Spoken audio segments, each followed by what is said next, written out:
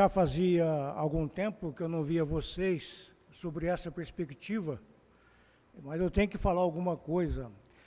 Não vou nem falar, eu vou cantar. A igreja do Senhor continua linda. E eu peço a Deus para que a igreja do Senhor seja linda espiritualmente também, tanto quanto no princípio. No princípio. No princípio, criou Deus os céus e a terra era sem forma e vazia, e havia trevas sobre a face do abismo, e o Espírito de Deus se movia sobre a face das águas. Nós lemos muitas vezes e conhecemos a criação do Senhor, como que Ele fez todas as coisas. Imagine a energia que o Senhor utilizou para criar todas as coisas como a conhecemos. Para Ele, fácil, foi simples. Hoje nós vemos que o homem criou armas, arsenais nucleares, que somadas todas podem destruir o mundo 47 vezes, é o que dizem. 47 vezes, sendo que uma só já seria o suficiente. 47 vezes. Mas tudo isso que o homem fez é traque diante do poder do Senhor, diante do que Ele pode fazer e diante do que Ele fez na criação. E o Senhor tinha um objetivo, tinha um plano com isso e criou o homem à sua imagem e semelhança. E no começo tudo era perfeito, tudo era maravilhoso. E a ponto pacífico entre nós, que nós estamos tratando aqui no livro de Gênesis, é de um resumo da história. Deus deixou registrado para nós os pontos mais relevantes, os pontos mais interessantes dessa história. Se ele fosse registrar o dia a dia dos acontecimentos, haja Bíblia.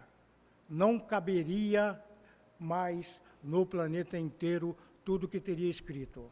Mas o que está escrito é suficiente para nós termos uma ideia. Temos um resumo diante de nossas mãos. Tudo era perfeito, tudo era maravilhoso. De acordo com o capítulo 2, versículo 15, ele criou o homem não somente para ficar deitado numa rede o dia inteiro, mas para cultivar e guardar esse jardim. Ele tinha atividade para fazer naquele local. O Senhor deu uma instrução para homem e mulher, depois que os criou, dizendo, sejam fecundos e multiplicai, enchei toda a terra. Ou seja, eles tinham permissão de ter relacionamento entre eles. A ideia era que se enchesse o mundo todo. O que mais? Ele levava os animais recém-criados para que Adão pudesse dar o nome de cada um. Adão olhava, esse tem cara de vaca, vai ser vaca. E foi entregue os animais a todos eles, para que ele desse o nome. E era uma vida tranquila, uma vida perfeita, homem, mulher e o Senhor Deus. E o Senhor viu, todos os animais tinham o seu parzinho, tinha o cachorro com a sua cachorrinha, o boi com a sua vaca, menos Adão. E o Senhor, olhando para essa situação, Adão, você está muito feliz, eu vou arrumar um problema para você. Não foi desse jeito que ele fez. Mas o que ele disse, ele teve empatia com essa situação e ele pensou consigo, mesmo dizendo, não é bom que o homem esteja só. Vou fazer uma ajudadora, uma auxiliadora para ele. E assim foi criada a mulher.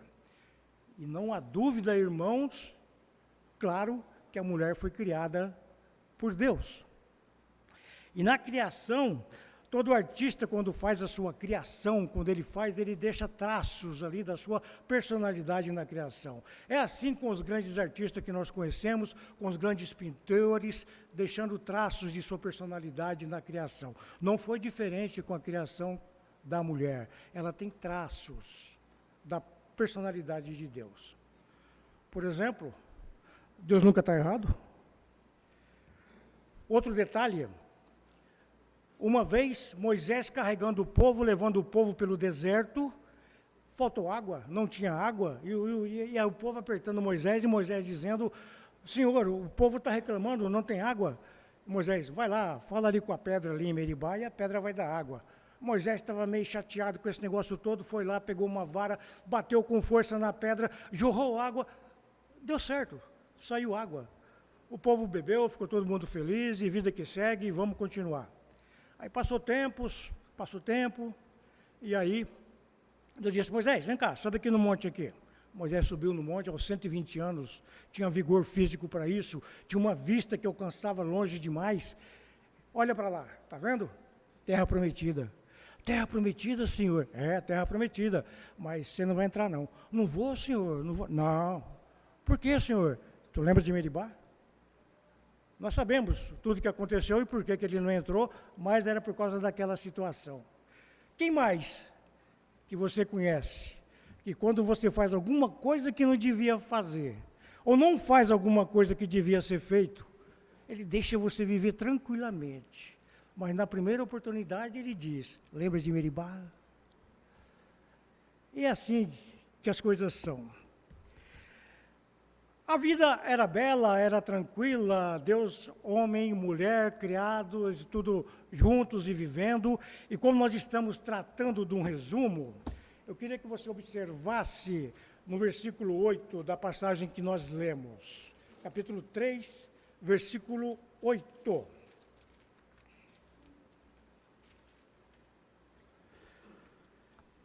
Ouviram a voz do Senhor Deus que passeava no jardim pela viração do dia. Esconderam-se Adão e sua mulher da presença do Senhor Deus entre as árvores do jardim. Eu penso cá comigo, irmãos, não foi a primeira vez que o Senhor passeava pelo jardim. Não sabemos quanto tempo passou, mas temos um resumo em nossas mãos. Pode ser que havia um hábito que Deus encontrasse o homem nesse local e passeava com ele no jardim e conversava, tinha intimidade com esse homem ali no jardim e com sua mulher. Mas nesse dia, depois de ter feito o que não deviam ter feito, eles estavam escondidos porque descobriram que estavam nus. E o Senhor pergunta, onde estás, Adão? E ele vai tentando se explicar, tentando se justificar o que aconteceu. Havia apenas uma regra, não coma da árvore que está no meio do jardim. Era a única regra que havia, o restante de tudo era permitido. Foi justamente a regra que eles infligiram. Em ter desobedecido a única regra que havia, e Deus os surpreendeu fazendo isso, questionou eles, por causa disso começam as desculpas. O Adão fala, não, Senhor, esse não é problema meu, mas foi a mulher, ela que me deu e eu comi, a mulher que o Senhor me deu. Além de colocar a culpa na mulher, ele põe a culpa também em Deus. Se o Senhor não tivesse dado mulher nenhuma, talvez não tivesse acontecido isso. Ou talvez se o Senhor tivesse me dado uma outra que não fosse essa, talvez não tinha acontecido isso. Mas foi a mulher que o Senhor me deu, ela me deu e eu comi. O Senhor, foi mesmo? Mulher, por que você fez isso? Não foi eu, não tem nada com isso, mas foi a serpente, ela me enganou e eu comi. Serpente, aí acabou a conversa e sobrou para a serpente.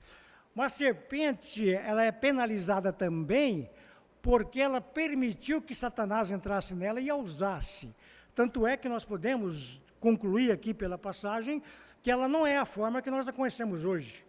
Provavelmente ela tinha patas, tinha as mãos, tinha uma outra forma qualquer, mas o Senhor a condenou a rastejar pelo resto da vida e comer pó.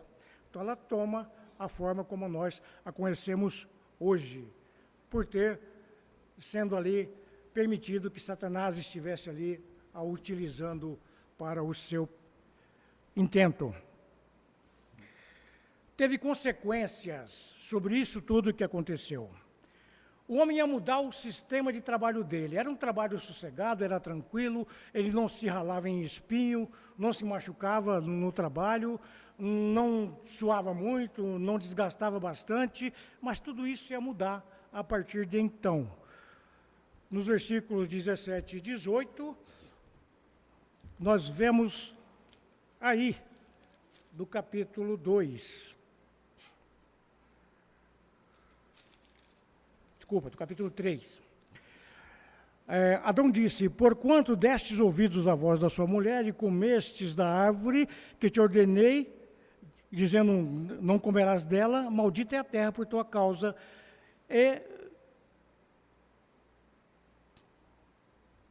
Com dor comerá dela todos os dias da sua vida. Espinhos e cardos também produzirá, e comerás a erva do campo.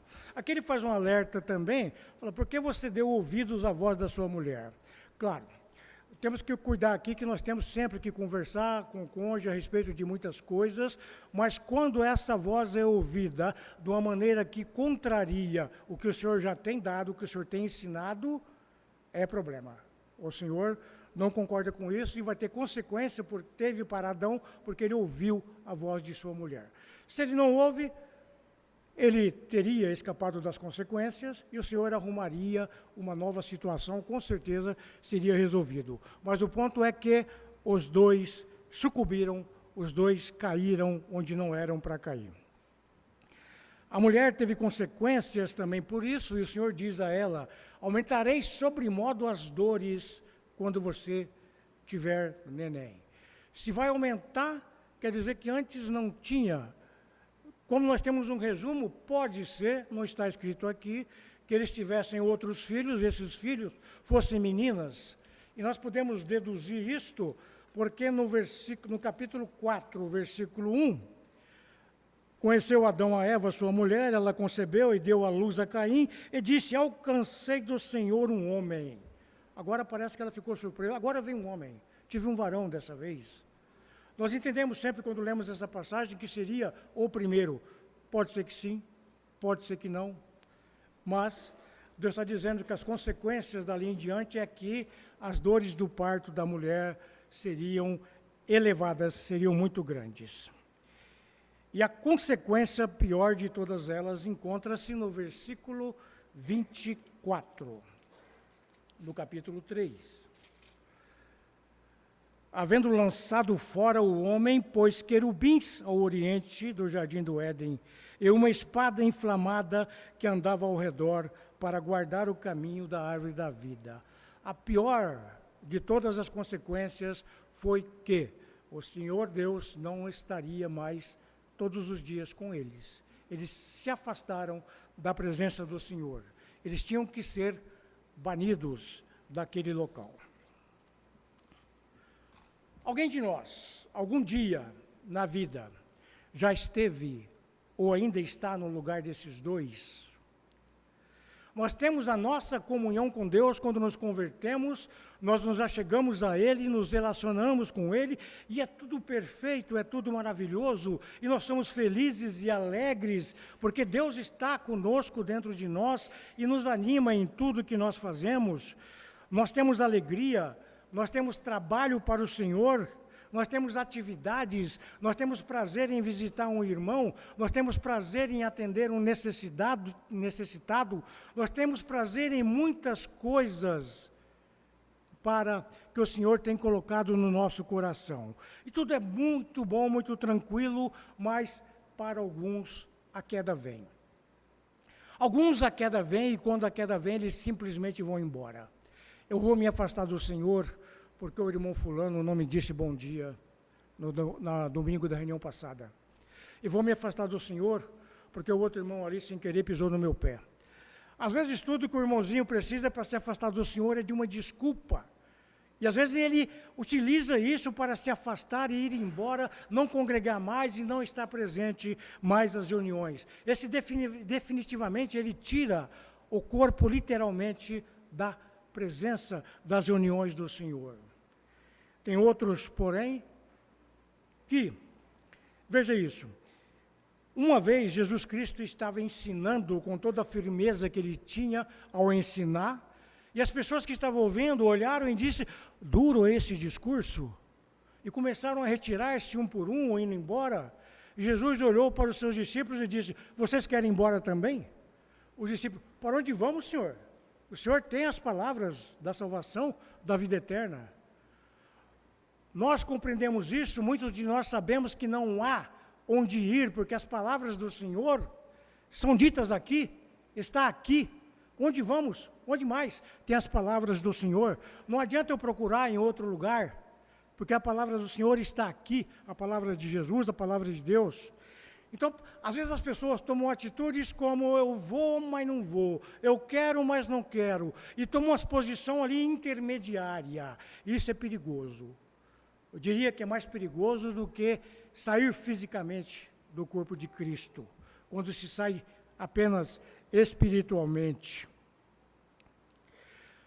Uma vez tinha um homem, ele morava na beira de um rio, e ali na beira do rio ele pegou suas coisas, foi juntando devagarzinho, e a mulher, percebendo o que ia acontecer, falou: olha, você vai, você fica e você nunca volte. E ele foi juntando calado as coisas dele, colocou dentro do bote, chegou no rio, atravessou, ficou no meio do rio. Ele nem atravessava para a margem de lá, nem voltava para a margem de cá, dia após dia. Se um dia você quiser ler essa história, ela chama A Terceira Margem. Ele não tomou uma posição definitiva, porque ele queria estar ali para saber o que aconteceria, como que seria com seus filhos, com a sua esposa. Não tomou uma decisão definitiva quanto a isso. Ele ficou numa terceira margem. Diz uma ilustração também de alguém que está sentado em cima do muro, e vem um anjinho e fala: vem para cá, rapaz, pula cá para o nosso lado. E do outro lado tem o Satanás ali, o diabo, e o diabo olha para ele: pode ficar aí mesmo, o muro também é meu. Não tem que ser tomada uma atitude, não podemos ficar intermediários sem decidir o que você quer. Temos que tomar uma posição diante do Senhor. Muitas vezes nos colocamos na mesma situação em que Adão e Eva estavam. O pior de tudo, depois da expulsão, ou depois do desligamento de uma pessoa, do convívio com o Senhor, é o dia seguinte, não é exatamente aquele momento. Imagine Adão, Eva, não sabemos se havia mais pessoas com ele, outras filhas, mas os dois, se dirigindo, saindo, sendo expulsos naquele dia, a troca de olhares entre eles. Olha só. O que aconteceu? Estamos longe da presença do Senhor, andando sem um rumo para saber onde que vai deitar, onde que vai morar, o que vai fazer.